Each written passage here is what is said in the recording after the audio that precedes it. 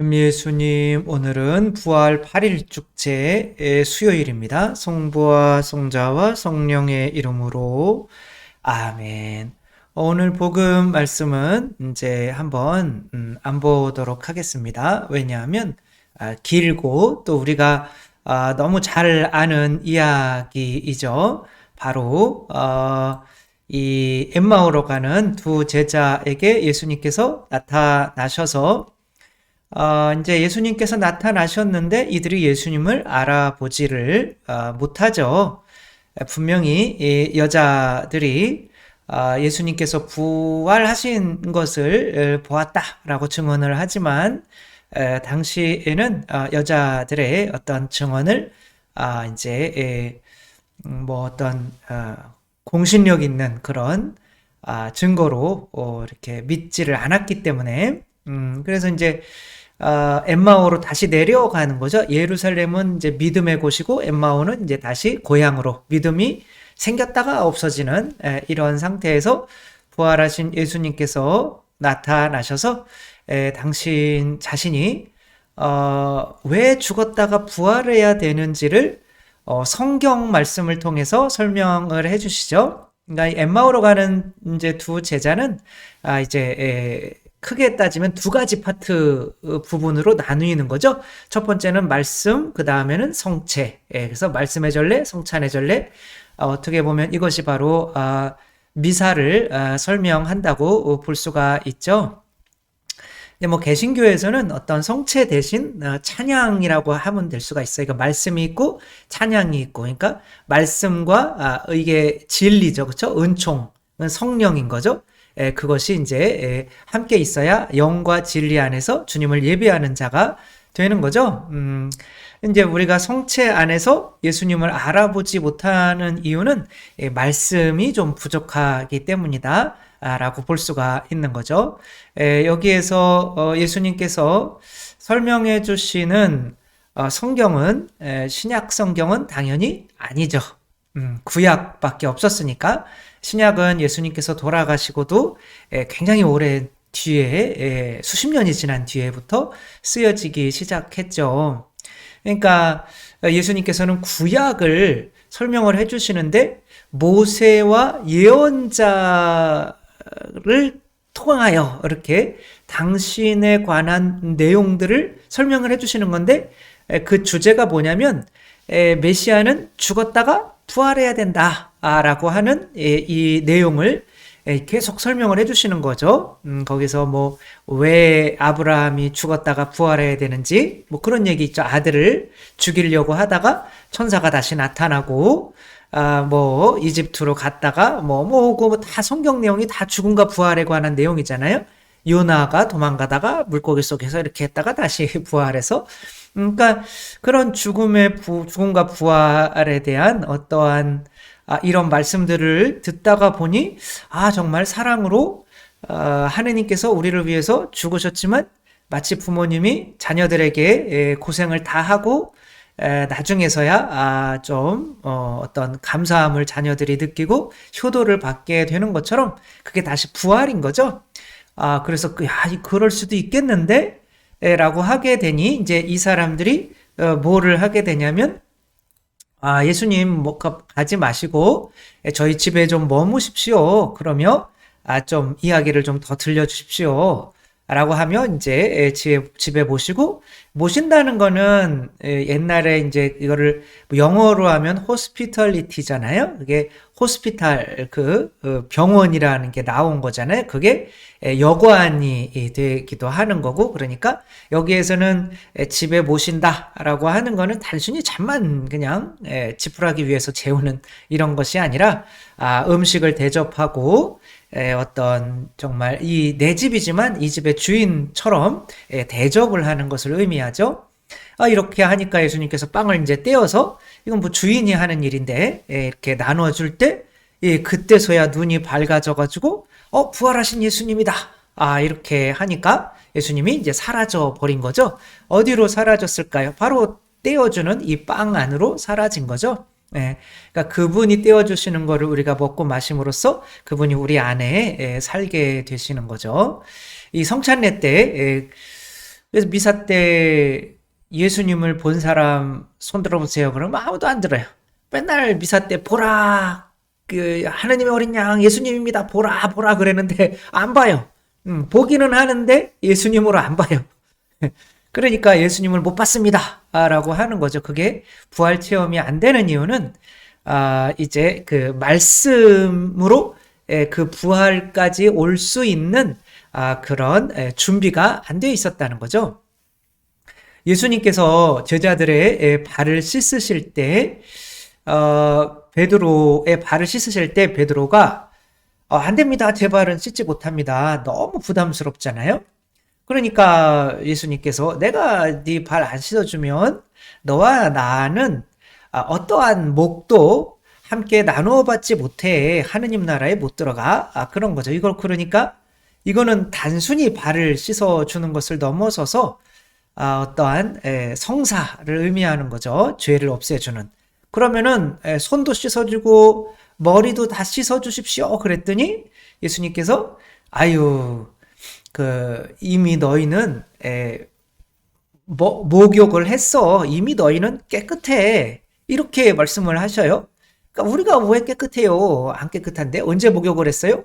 라고 했더니 이제 여기서는 안 나오는 거지만 그 뒤에 15장, 요건 13장인데 15장 가면은 너희는 말씀으로 이미 깨끗해졌다 이렇게 말씀을 하셔요. 그러니까 말씀과 성사, 그러니까 성사, 말씀만으로는 완전히 발에 있는 죄까지, 그러니까 자아까지 죽이지는 못해요. 그렇지만 어느 정도는 깨끗하게 할 수가 있는 거죠. 그래서 말씀으로 깨끗해지지 않은 가룟 유다는 성사를 받아도 예수님을 팔아넘길 수밖에 없는 그런 사람이 될 수밖에 없는 거죠.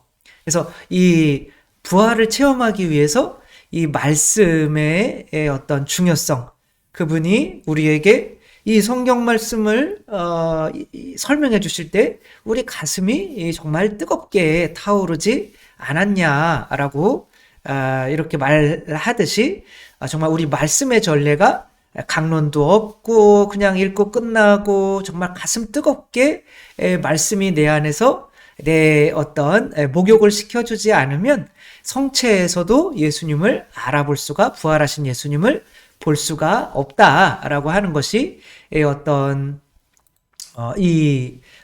오늘 복음의 핵심이죠.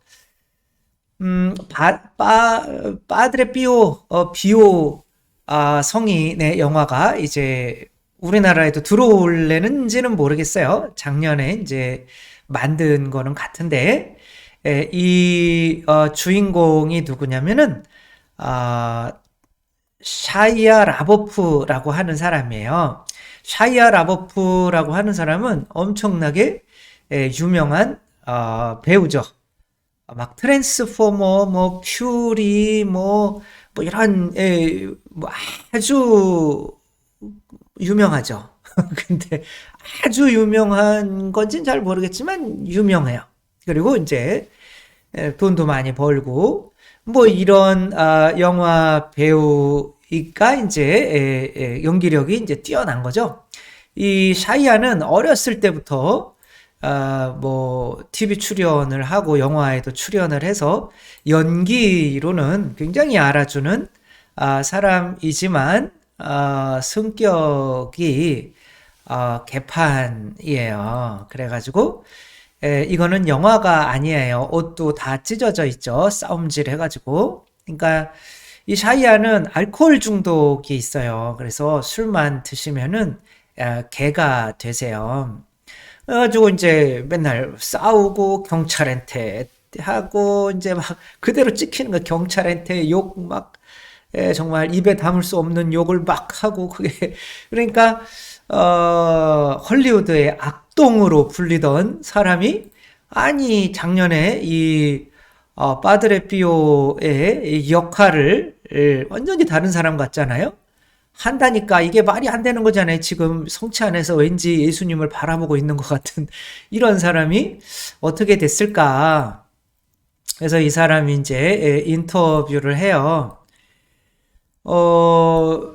자기 아버지가 알코올 중독자였고 마약 중독자였고 그래서 가정 폭력과 자기가 어렸을 때도 머리에다가 총구를 자기 아들한테 겨눌 정도로 아버지가 이건 뭐 그것만큼 큰 상처는 없겠죠. 그런 상처 속에서 이제 부모님은 뭐 이혼하고 뭐 엄마도 되게 뭐 신경을 많이 써준 것 같지는 않아요. 그러니까 이제 그런 어려움 속에서 그래도 어떻게 유명 배우가 됐는데 어렸을 때부터 그러니 이 사람은 안 믿기로 한 거예요. 다른 사람의 말은 안 믿기로 한 거예요. 그러니까 내 말, 내 생각이 옳아. 그런데 진짜 내 생각대로 가니까 영화도 잘 되고 유명해지고 하니까 그런 거예요. 그러니까 이제 자기의 어떤 교만함이 충만했었던 거죠. 그 교만함에 여자도 때리고 헤어졌다가 또 만났다가 또 때리고 술 먹고 난장판 죽이고 그래가지고 뭐 되는 일도 없고 온다는 일. 그러니까 그것이 이제 연예계 쪽에 이렇게 TV에 나오고 하니까 이제 아무 데서도 널 안 써줘. 이제 너는 끝이야. 이런 연락을 받게 된 거예요.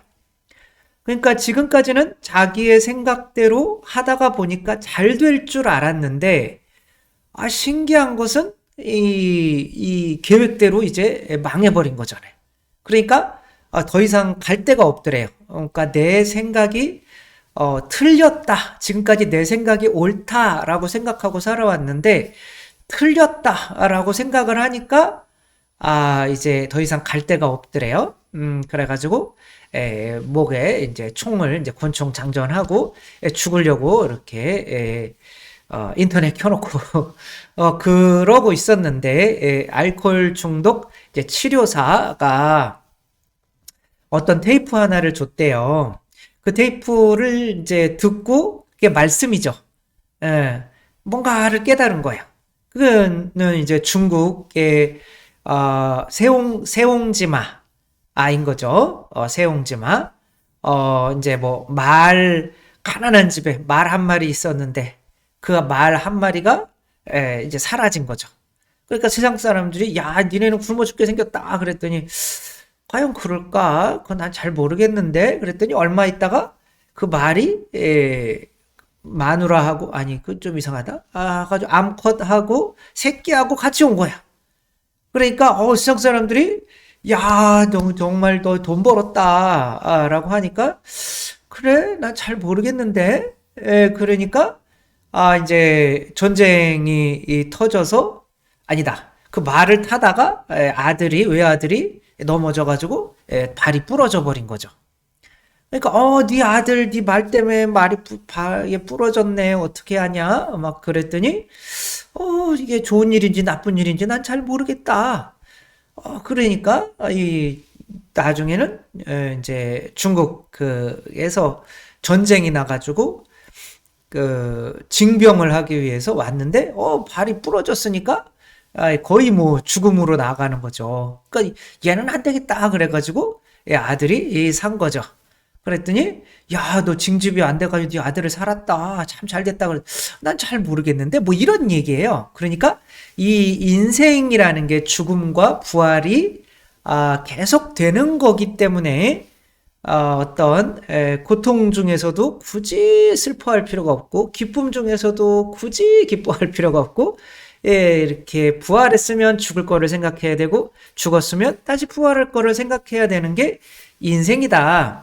라고 하는 거를 이렇게 보고 나서 집에 이렇게 듣고 나서 이제 왔더니 여자가 짐을 또 싸고 있더래요. 근데 자기를 떠나려고 하는 거죠. 그러니까 다른 때 같았으면 열받아가지고 막 옷 찢고 막 패고 막 그랬을 텐데 성격이 워낙 알코올 중독자라. 근데 이제 그때는 뭔가 또 헤어지면 또 누군가를 만나겠지? 뭐 이런 생각이 들어온 거예요. 그러니까 부활이라는 개념이 들어온 거죠. 그러다가 보니 이제 내가 어디까지 차를 태워줄까? 뭐 이런 얘기가 나오더래요. 그래서 나는 괜찮은데 그리고 그냥 짐 싸가지고 나갔대요. 그러니까 어, 이게, 말씀으로 내 생각이, 이렇게 왠지 부활만 좀 있었으면 좋겠다라고 하는 생각이 바뀌는 거죠. 항상 인생은 십자가와 부활이 번갈아 가면서 있는 거구나. 그러니까, 이 말씀의 힘은 사실 십자가를 지게 하는 힘인 거죠. 그러면 그 뒤에 부활이 따로 올 수 있다는 거, 거기서 참아내는 거, 누군가에게 무언가를 대접하는 거, 이런 삶으로 변화시켜 준 거죠.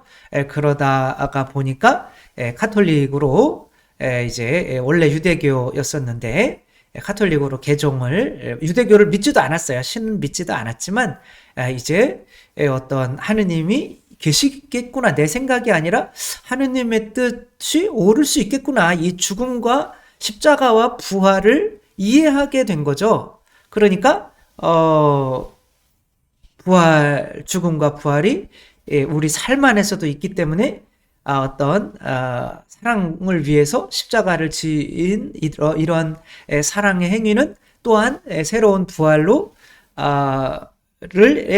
영광이 주어질 수 있겠구나 라는 거를 깨닫게 되고 이제 신자가 되고 영화도 파드레 피오를 작년에 이렇게 찍게 된 거죠. 그러니까 이 일들이 그냥 1, 2년 사이에 다 일어난 거야. 1, 2년 사이에. 2000년에 막 망했다가 2020년에 2022년에 이렇게 또 새로운 영화를 찍게 된 거죠. 그러면서 자기는 이 영화 홍보 때문에 뭐 세례를 받거나 그런 게 아니다. 나는 진짜 신앙인이 됐다라고 이렇게 고백을 하고 있죠. 이 성체 안에서 예수님을 바라보는 이 모습, 어쩌면 예수님의 부활하신 예수님 빵을 쪼개줄 때 알아본, 이 빵 속에 예수님 계시구나. 그것을 지금 바라보고 있는 걸 수도 있죠. 이렇게 된 것은 하나의 말씀, 인생은 새 옹지마다. 그게 다 성경 내용이 다 그렇잖아요. 죽음 뒤에 부활이 오고 하는 이런 말씀이 우리의 삶 안에서 다가올 때, 그리고 그 삶 안에서 내가 누군가에게 십자가를 지고 내 피를 내어줄 수 있을 때 내가 부활을 체험해 가면서 그렇구나. 정말 예수님 부활하실 수 있겠네. 이런 예상이 된다면 부활하신 예수님을 알아볼 수 있게 되는 거죠.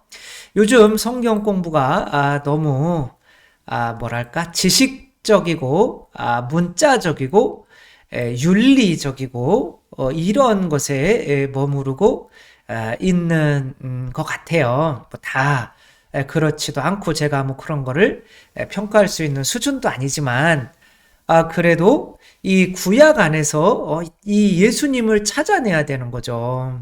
근데 구약 안에서 예수님을 찾아내려고 하지 않고 그냥 역사적으로는 이랬고, 그러니 뭐 성당 잘 나와야 된다, 착해야 된다, 뭐 이런 것으로 끝나다 보니까 정말 내가 11조를 바치, 이게 죽음이잖아요. 11조 내가 빵과 포도주를 예수님께 혹은 이웃에게 봉헌할 수 있는 사람이 되었을 때 그런 봉헌을 통해서 부활하신 예수님을 만나는 신비까지 체험할 수 있는 어떤 말씀의 효과를 누리지 못하게 되는 경우가 많이 있다. 어쨌거나 말씀을 통하지 않고서는 우리가 부활하신 예수님을 만나는 것은 어렵다. 그래서 예수님께서 말씀을 통해서 당신을 알아보게 만드시는 건데, 예수님은 그 말씀을 통해서 이들이 당신을 대접할 수 있는, 십자가를 질 수 있는 사람으로 만드셨다는 거. 그래가지고 우리들도 말씀 공부를 통해서 그렇구나, 내가 십자가를 반드시 부활이 있으니까 십자가를 기꺼이 사랑을 위해서 질 수 있는 사람이 되어야겠구나. 그러며 그 사랑을 실천하며 부활하신 예수님을 만나게 된다는 거. 저도 정말 뭐 결혼하고 싶고 뭐 이런 마음을 포기하지 않았으면 신학교 들어와서 예수님을 뭐 완벽하게 만난 건 아니지만 그래도 부활하신 예수님을 만나지는 못했겠죠.